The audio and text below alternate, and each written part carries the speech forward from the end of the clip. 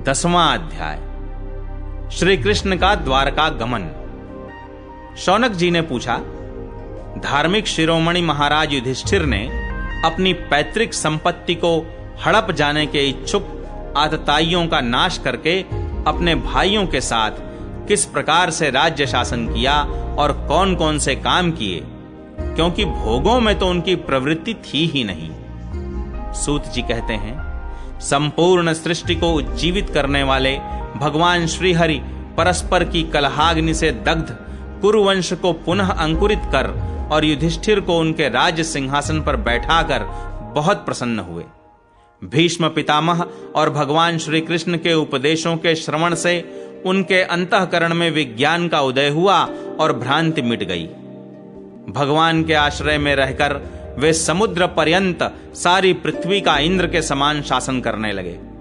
भीमसेन आदि उनके भाई पूर्ण रूप से उनकी आज्ञाओं का पालन करते थे। युधिष्ठिर के राज्य में आवश्यकता अनुसार यथेष्ट वर्षा होती थी। पृथ्वी में समस्त अभीष्ट वस्तुएं पैदा होती थीं। बड़े बड़े थनों वाली बहुत सी गौएं प्रसन्न रहकर गौशालाओं को दूध से सींचती रहती थीं।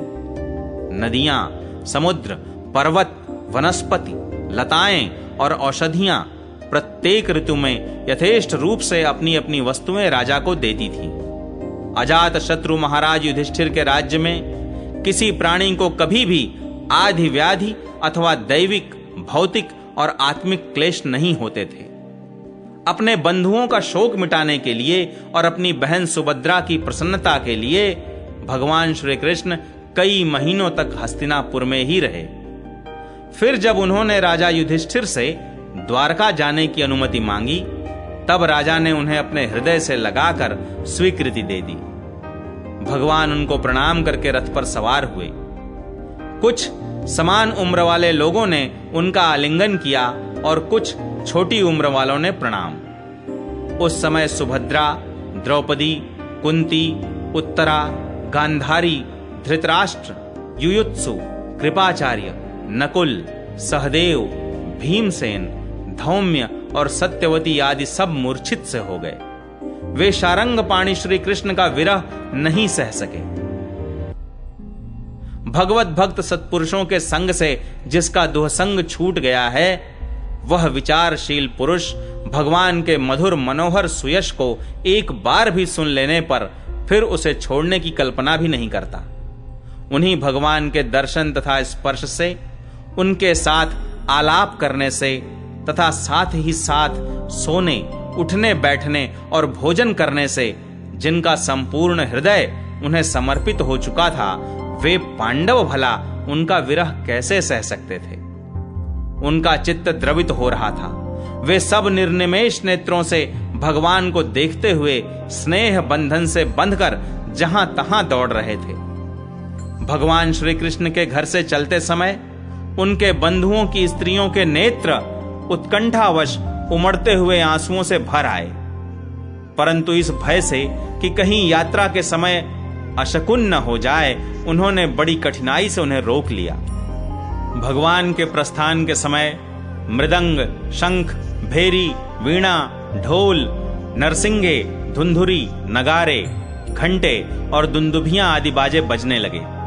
भगवान के दर्शन की लालसा से कुरुवंश की स्त्रियां अटारियों पर चढ़ गईं और प्रेम, लज्जा एवं मुस्कान से युक्त चितवन से भगवान को देखती हुई उन पर पुष्पों की वर्षा करने लगीं। उस समय भगवान के प्रिय सखा घुंघराले बालों वाले अर्जुन ने अपने प्रियतम श्री कृष्ण का वह श्वेत छत्र, जिसमें मोतियों की झालर लटक रही थी और जिसका डंडा रत्नों का बना हुआ था, अपने हाथ में ले लिया। उद्धव और सात्यकी बड़े विचित्र चंवर डुलाने लगे। मार्ग में भगवान श्री कृष्ण पर चारों ओर से पुष्पों की वर्षा हो रही थी। बड़ी ही मधुर झांकी थी। जहां तहां ब्राह्मणों के दिए हुए सत्य आशीर्वाद सुनाई पड़ रहे थे। वे सगुण भगवान के तो अनुरूप ही थे, क्योंकि उनमें सब कुछ है, परंतु निर्गुण के अनुरूप नहीं थे, क्योंकि उनमें कोई प्राकृत गुण नहीं है। हस्तिनापुर की कुलीन रमणियां, जिनका चित्त भगवान श्री कृष्ण में रम गया था, आपस में ऐसी बातें कर रही थीं जो सबके कान और मन को आकृष्ट कर रही थीं। वे आपस में कह रही थीं, सखियों, ये वे ही सनातन परम पुरुष हैं जो प्रलय के समय भी अपने अद्वितीय निर्विशेष स्वरूप में स्थित रहते हैं। उस समय सृष्टि के मूल ये तीनों गुण भी नहीं रहते। जगदात्मा ईश्वर में जीव भी लीन हो जाते हैं और महत्त्वादि समस्त शक्तियां अपने कारण अव्यक्त में सो जाती हैं। उन्होंने ही फिर अपने नाम रूप रहित स्वरूप में नाम रूप के निर्माण की इच्छा की तथा अपनी काल शक्ति से प्रेरित प्रकृति का, जो कि उनके अंशभूत जीवों को मोहित कर लेती है और सृष्टि की रचना में प्रवृत्त रहती है, अनुसरण किया और व्यवहार के लिए वेदादि शास्त्रों की रचना की। इस जगत में जिसके स्वरूप का साक्षात्कार जितेंद्रिय योगी अपने प्राणों को वश में करके भक्ति से प्रफुल्लित निर्मल हृदय में किया करते हैं, ये श्री कृष्ण वही साक्षात परब्रह्म हैं। वास्तव में इन्हीं की भक्ति से अंतःकरण की पूर्ण शुद्धि हो सकती है, योगादि के द्वारा नहीं। सखी, वास्तव में ये वही हैं जिनकी सुंदर लीलाओं का गायन वेदों में और दूसरे गोपनीय शास्त्रों में व्यासादि रहस्यवादी ऋषियों ने किया है, जो एक अद्वितीय ईश्वर हैं और अपनी लीला से जगत की सृष्टि, पालन तथा संहार करते हैं, परंतु उनमें आसक्त नहीं होते। जब तामसी बुद्धि वाले राजा अधर्म से अपना पेट पालने लगते हैं, तब ये ही सत्व गुण को स्वीकार कर ऐश्वर्य, सत्य, ऋत, दया और यश प्रकट करते और संसार के कल्याण के लिए युग युग में अनेकों अवतार धारण करते हैं। अहो, यह यदुवंश परम प्रशंसनीय है, क्योंकि लक्ष्मीपति पुरुषोत्तम श्री कृष्ण ने जन्म ग्रहण करके इस वंश को सम्मानित किया है। वह पवित्र मधुवन भी अत्यंत धन्य है, जिसे इन्होंने अपने शैशव एवं किशोरावस्था में घूम फिरकर सुशोभित किया है। बड़े हर्ष की बात है कि द्वारका ने स्वर्ग के यश का तिरस्कार करके पृथ्वी के पवित्र यश को बढ़ाया है। क्यों न हो, वहां की प्रजा अपने स्वामी भगवान श्री कृष्ण को, जो बड़े प्रेम से मंद मंद मुस्कुराते हुए उन्हें कृपा दृष्टि से देखते हैं, निरंतर निहारती रहती हैं। सखी, जिनका इन्होंने पाणी ग्रहण किया है, उन स्त्रियों ने अवश्य ही व्रत, स्नान, हवन आदि के द्वारा इन परमात्मा की आराधना की होगी, क्योंकि वे बार बार इनकी उस अधर सुधा का पान करती हैं, जिसके स्मरण मात्र से ही ब्रज बालाएं आनंद से मूर्छित हो जाया करती थीं। ये स्वयंवर में शिशुपाल आदि मतवाले राजाओं का मान मर्दन करके, जिनको अपने बाहुबल से हर लाए थे तथा जिनके पुत्र प्रद्युम्न, सांब, आंब आदि हैं, वे रुक्मिणी आदि 8 पटरानियां और भौमासुर को मारकर लाई हुई जो इनकी हजारों अन्य पत्नियां हैं, वे वास्तव में धन्य हैं, क्योंकि इन सभी ने स्वतंत्रता और पवित्रता से रहित स्त्री जीवन को पवित्र और उज्जवल बना दिया है। इनकी महिमा का वर्णन कोई क्या करे।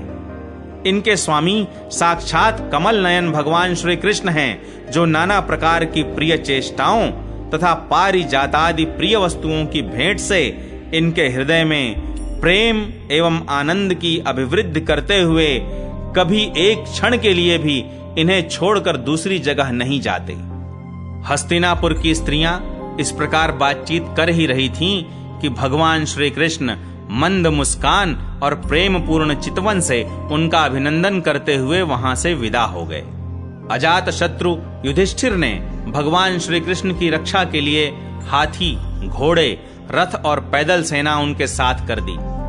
उन्हें स्नेहवश यह शंका हो आई थी कि कहीं रास्ते में शत्रु इन पर आक्रमण न कर दें। सुदृढ़ प्रेम के कारण कुरुवंशी पांडव भगवान के साथ बहुत दूर तक चले गए।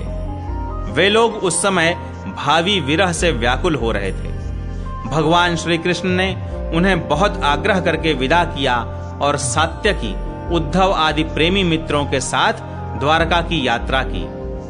शौनक जी, वे कुरुजांगल, पांचाल, शूरसेन, यमुना के तटवर्ती प्रदेश ब्रह्मावर्त, कुरुक्षेत्र, मत्स्य, सारस्वत और मरुधन्व देश को पार करके सौवीर और आभीर देश के पश्चिम आनर्त देश में आए। उस समय अधिक चलने के कारण भगवान के रथ के घोड़े कुछ थक से गए थे। मार्ग में स्थान स्थान पर लोग उपहार आदि के द्वारा भगवान का सम्मान करते। सायंकाल होने पर वे रथ पर से भूमि पर उतर आते और जलाशय पर जाकर संध्या वंदन करते। यह उनकी नित्यचर्या थी।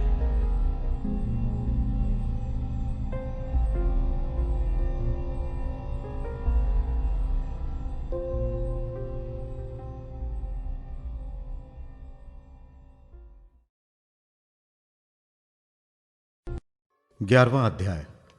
द्वारका में श्री कृष्ण का राजोचित स्वागत। सूत जी कहते हैं, श्री कृष्ण ने अपने समृद्ध आनर्द देश में पहुंचकर वहां के लोगों की विरह वेदना बहुत कुछ शांत करते हुए अपना श्रेष्ठ पांचजन नामक शंख बजाया।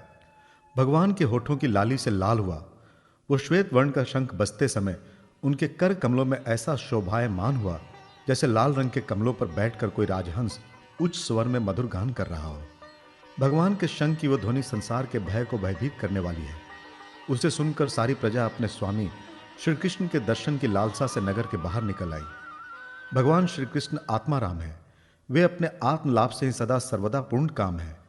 फिर भी जैसे लोग बड़े आदर से भगवान सूर्य को दीप दान करते हैं, वैसे ही अनेक प्रकार की भेंटों से प्रजा ने श्री कृष्ण का स्वागत किया। सबके मुख कमल प्रेम से खिल उठे। वे हर्ष गदगद वाणी से सबके सुहृद और संरक्षक भगवान श्री कृष्ण की ठीक वैसे ही स्तुति करने लगे जैसे बालक अपने पिता से अपनी तोतली बोली में बातें करते हैं। स्वामी, हम आपके उन चरण कमलों को सदा सर्वदा प्रणाम करते हैं जिनकी वंदना ब्रह्मा, शंकर और इंद्र तक करते हैं, जो इस संसार में परम कल्याण चाहने वालों के लिए सर्वोत्तम आश्रय है, जिनकी शरण ले लेने पर परम समर्थ काल भी एक बाल तक बांका नहीं कर सकता। विश्व भवन, आप ही हमारे माता, सुहृद स्वामी और पिता हैं। आप ही हमारे सद्गुरु और परम आराध्य देव हैं। आपके चरणों की सेवा से हम कृतार्थ हो रहे हैं। आप ही हमारा कल्याण करें। आहा, हम आपको पाकर सनाथ हो गए, क्योंकि आपके सर्व सौंदर्य सारे अनुपम रूप का हम दर्शन करते रहते हैं। कितना सुंदर मुख है, प्रेम पूर्ण मुस्कान से स्निग्ध चितवन। यह दर्शन तो देवताओं के लिए भी दुर्लभ है। कमल नयन श्री कृष्ण, जब आप अपने बंधु बांधवों से मिलने के लिए हस्तिनापुर अथवा मथुरा ब्रजमंडल चले जाते हैं, तब आपके बिना हमारा एक एक क्षण कोटि कोटि वर्षों के समान लंबा हो जाता है। आपके बिना हमारी दशा वैसी हो जाती है जैसे सूर्य के बिना आंखों की। भक्त वत्सल भगवान श्री कृष्ण प्रजा के मुख से ऐसे वचन सुनते हुए और अपनी कृपामयी दृष्टि से उन पर अनुग्रह की वृष्टि करते हुए द्वारका में प्रविष्ट हुए। जैसे नाग अपनी नगरी भोगवती पातालपुरी की रक्षा करते हैं, वैसे ही भगवान की वो द्वारकापुरी भी मधु, भोज, दशार, अर्ह, कुकुर, अंधक और वंशी यादवों से, जिनके पराक्रम की तुलना और किसी से भी नहीं की जा सकती, सुरक्षित थी। वो पूरी समस्त ऋतुओं के संपूर्ण वैभव से संपन्न एवं पवित्र वृक्षों एवं लताओं के कुंजों से युक्त थी। स्थान स्थान पर फलों से पूर्ण उद्यान, पुष्प वाटिकाएं एवं कीड़ावन थे। बीच बीच में कमल युक्त सरोवर नगर की शोभा बढ़ा रहे थे। नगर के फाटकों, महल के दरवाजों और सड़कों पर भगवान के स्वागतार्थ बंधनवारें लगाई गई थी। चारों ओर चित्र विचित्र ध्वजा पताकाएं फहरा रही थी, जिनसे उन स्थानों पर घाम का कोई प्रभाव नहीं पड़ता था। उसके राजमार्ग, अन्यान्य सड़कें, बाजार और चौक झाड़ बुहार कर सुगंधित जल से सींच दिए गए थे और भगवान के स्वागत के लिए बरसाए हुए फल फूल, अक्षत अंकुर चारों ओर बिखरे हुए थे। घरों के प्रत्येक द्वार पर दही, अक्षत, फल, ईख, जल से भरे हुए कलश, उपहार की वस्तुएं और धूप दीप आदि सजा दिए गए थे। उदार शिरोमणि वसुदेव, अक्रूर, उग्रसेन, अद्भुत पराक्रमी बलराम, प्रद्युम्न, चारुदेशन और जामवती नंदन साम ने जब ये सुना कि हमारे प्रियतम भगवान श्री कृष्ण आ रहे हैं, तब उनके मन में इतना आनंद उमड़ा कि उन लोगों ने अपने सभी आवश्यक कार्य, सोना, बैठना और भोजन आदि छोड़ दिए। प्रेम के आवेग से उनका हृदय उछलने लगा। वे मंगल शकुन के लिए एक गजराज को आगे करके स्वस्थ यन पाठ करते हुए और मांगलिक सामग्रियों से सुसज्जित ब्राह्मणों को साथ लेकर चले। शंख और तुरही आदि बाजे बजने लगे और वेद ध्वनि होने लगी। वे सब हर्षित होकर रथों पर सवार हुए और बड़ी आदर बुद्धि से भगवान की अगवानी करने चले।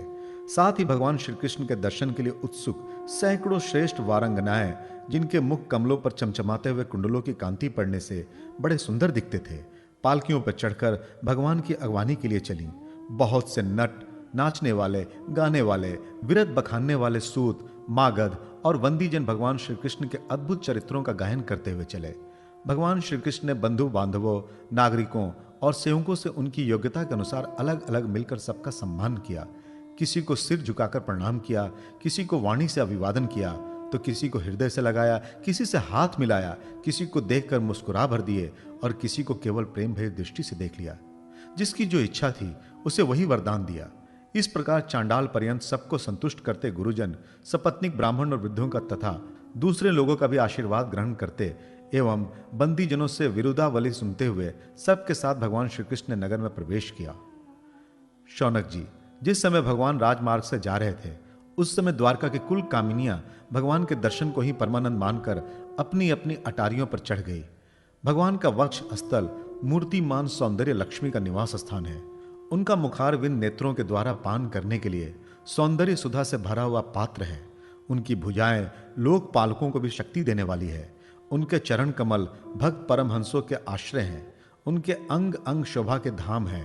भगवान की इसी छवि को द्वारकावासी नित्य निरंतर निहारते रहते हैं, फिर भी उनकी आंखें एक क्षण के लिए भी तृप्त नहीं होती। द्वारका के राजपथ पर भगवान श्री कृष्ण के ऊपर श्वेत वर्ण का छत्र तना हुआ था। श्वेत चंवर डुलाए जा रहे थे।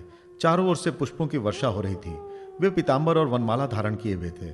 इस समय वे ऐसे शोभायमान हुए मानो श्याम मेघ एक ही साथ सूर्य, चंद्रमा, इंद्रधनुष और बिजली से शोभायमान हो। भगवान सबसे पहले अपने माता पिता के महल में गए। वहां उन्होंने बड़े आनंद से देवकी आदि सातों माताओं के चरणों पर सर रखकर प्रणाम किया और माताओं ने उन्हें अपने हृदय से लगाकर गोद में बैठा लिया। स्नेह के कारण उनके स्तनों से दूध की धारा बहने लगी। उनका हृदय हर्ष से विवल हो गया और वे आनंद के आंसुओं से उनका अभिषेक करने लगी। माताओं से आज्ञा लेकर वे अपने समस्त भोग सामग्रियों से संपन्न सर्वश्रेष्ठ भवन में गए। उनमें 16,000 पत्नियों के अलग अलग महल थे। अपने प्राणनाथ भगवान श्री कृष्ण को बहुत दिन बाहर रहने के बाद घर आया देखकर रानियों के हृदय में बड़ा आनंद हुआ। उन्हें अपने निकट देखकर वे एकाएक ध्यान छोड़कर उठ खड़ी हुई। उन्होंने केवल आसन को ही नहीं बल्कि उन नियमों को भी त्याग दिया जिन्हें उन्होंने पति के प्रवासी होने पर ग्रहण किया था। उस समय उनके मुख और नेत्रों में लज्जा छा गई। भगवान के प्रति उनका भाव बड़ा ही गंभीर था। उन्होंने पहले मन ही मन, फिर नेत्रों के द्वारा और तत्पश्चात पुत्रों के बहाने से शरीर से उनका आलिंगन किया। शौनक जी, उस समय उनके नेत्रों में जो प्रेम के आंसू छलक आए थे उन्हें संकोचवश उन्होंने बहुत रोका। फिर भी विवशता के कारण वे ढलक ही गए। यद्यपि भगवान श्री कृष्ण एकांत में सर्वदा ही उनके पास रहते थे, तथापि उनके चरण कमल उन्हें पद पद पर नए नए जान पड़ते। भला स्वभाव से ही चंचल लक्ष्मी, जिन्हें एक क्षण के लिए भी कभी नहीं छोड़ती, उनकी सनिधि से किसी स्त्री को तृप्ति हो सकती है। जैसे वायु बासों के संघर्ष के दावानल पैदा करके उन्हें जला देता है, वैसे ही पृथ्वी के भार भूत और शक्तिशाली राजाओं में परस्पर फूट डालकर बिना शस्त्र ग्रहण किए ही भगवान श्री कृष्ण ने उन्हें कई अक्षौहिणी सेना सहित एक दूसरे से मरवा डाला और उसके बाद आप ही उपराम हो गए। साक्षात परमेश्वर ही अपनी लीला से इस मनुष्य लोक में अवतीर्ण हुए थे और सहस्त्रों रमणी रत्नों में रहकर उन्होंने साधारण मनुष्य की तरह क्रीड़ा की, जिनकी निर्मल और मधुर हंसी से उनके हृदय के उन्मुक्त भावों को सूचित करने वाली थी, जिनकी लजीली चितवन की चोट से बेसुध होकर विश्व विजयी कामदेव ने भी अपने धनुष का परित्याग कर दिया था। वे कमनीय कामनियां अपने काम विलासों से जिनके मन में तनिक भी क्षोभ नहीं पैदा कर सकी, उन आसंग भगवान श्री कृष्ण को संसार के लोग अपने ही समान कर्म करते देखकर आसक्त मनुष्य समझते हैं। यह उनकी मूर्खता है। यही तो भगवान की भगवत्ता है कि वे प्रकृति में स्थित होकर भी उसके गुणों से कभी लिप्त नहीं होते। जैसे भगवान की शरणागत बुद्धि अपने में रहने वाले प्राकृतिक गुणों से लिप्त नहीं होती, वे मूढ़ स्त्रियां भी श्री कृष्ण को अपने एकांत सेवी स्त्री प्रायण भक्त ही समझ बैठी थी, क्योंकि वे अपने स्वामी के ऐश्वर्य को नहीं जानती थी। ठीक वैसे ही जैसे अहंकार की वृत्तियां ईश्वर को अपने धर्म से युक्त मानती है। 12वां अध्याय, परीक्षित का जन्म। शौनक जी ने कहा, अश्वत्थामा ने जो अत्यंत तेजस्वी ब्रह्मास्त्र चलाया था उससे उत्तरा का गर्भ नष्ट हो गया था, परंतु भगवान ने उसे पुनः जीवित कर दिया। उस गर्भ से पैदा हुए महाज्ञानी महात्मा परीक्षित के, जिन्हें सुखदेव जी ने ज्ञानोपदेश दिया था, जन्म, कर्म, मृत्यु और उसके बाद जो गति उन्हें प्राप्त हुई, वो सब यदि आप ठीक से समझे तो कहें, हम लोग बड़ी श्रद्धा के साथ सुनना चाहते हैं।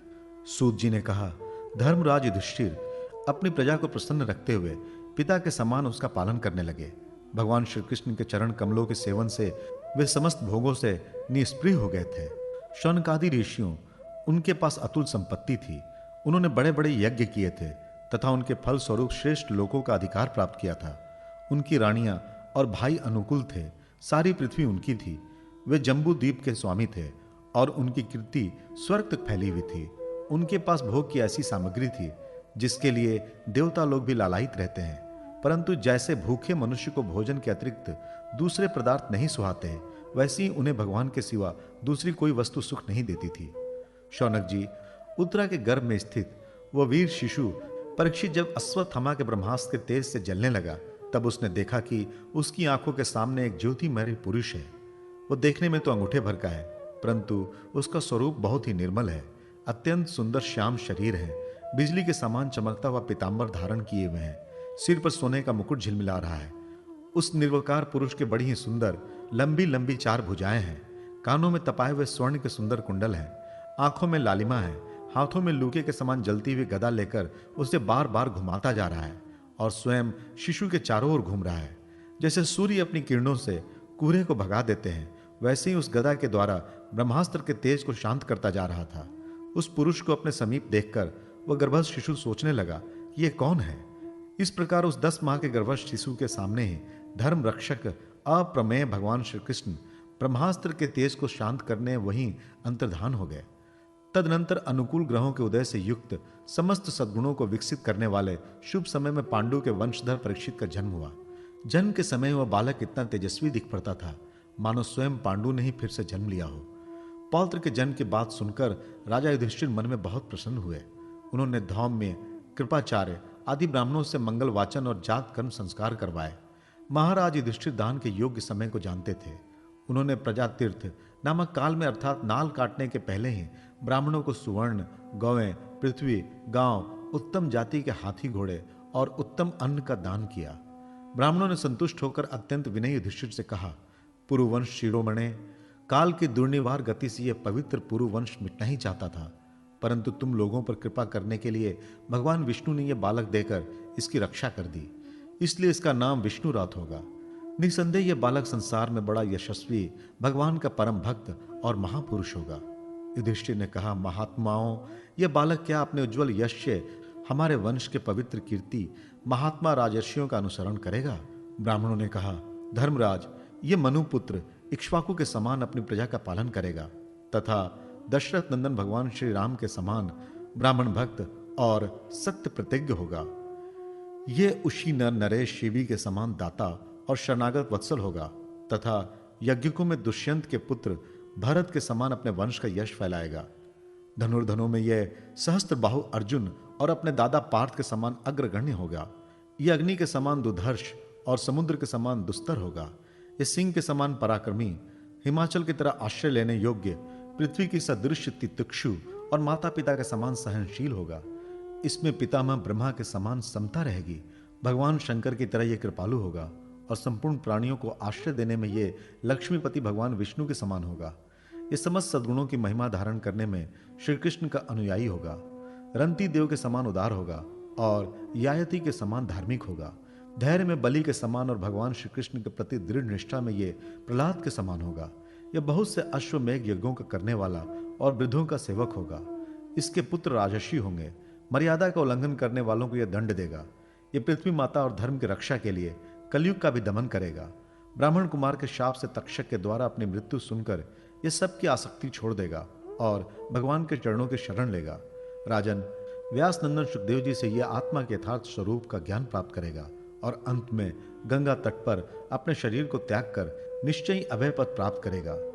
ज्योतिष शास्त्र के विशेषज्ञ ब्राह्मण राजा युधिष्ठिर को इस प्रकार बालक के जन्म लग्न का फल बतलाकर और भेंट पूजा लेकर वे अपने अपने घर चले गए। वहीं यह बालक संसार में परीक्षित के नाम से प्रसिद्ध हुआ, क्योंकि वह समर्थ बालक गर्भ में जिस पुरुष का दर्शन पा चुका था उसका स्मरण करता हुआ लोगों में उसी की परीक्षा करता रहता था कि देखें इनमें कौन सा वो है। जैसे शुक्ल पक्ष में दिन प्रतिदिन चंद्रमा अपनी कलाओं से पूर्ण होता हुआ बढ़ता है, वैसे ही वो राजकुमार भी अपने गुरुजनों के लालन पालन से क्रमशः अनुदित बढ़ता हुआ शीघ्र ही सयाना हो गया। इसी समय स्वजनों के वध का प्रायश्चित करने के लिए राजा युधिष्ठिर ने अश्वमेघ यज्ञ के द्वारा भगवान की आराधना करने का विचार किया, परंतु प्रजा से वसूल किए हुए कर और दंड, जुर्माने की रकम के अतिरिक्त और धन न होने के कारण वे बड़ी चिंता में पड़ गए। उनका अभिप्राय समझकर भगवान श्री कृष्ण की प्रेरणा से उनके भाई उत्तर दिशा में राजा मरुत और ब्राह्मणों द्वारा छोड़ा हुआ बहुत सा धन ले आए। उनसे यज्ञ की सामग्री एकत्र करके धर्म भीरु महाराज युधिष्ठिर ने 3 अश्वमेघ यज्ञों के द्वारा भगवान की पूजा की। युधिष्ठिर के निमंत्रण से पधारे हुए भगवान ब्राह्मणों द्वारा उनका यज्ञ संपन्न कराकर अपने सहृद पांडवों की प्रसन्नता के लिए कई महीनों तक वहीं रहे। शौनक जी, इसके बाद भाइयों सहित राजा युधिष्ठिर और द्रौपदी से अनुमति लेकर अर्जुन के साथ यदुवंशियों से घिरे हुए भगवान श्री कृष्ण ने द्वारका के लिए प्रस्थान किया।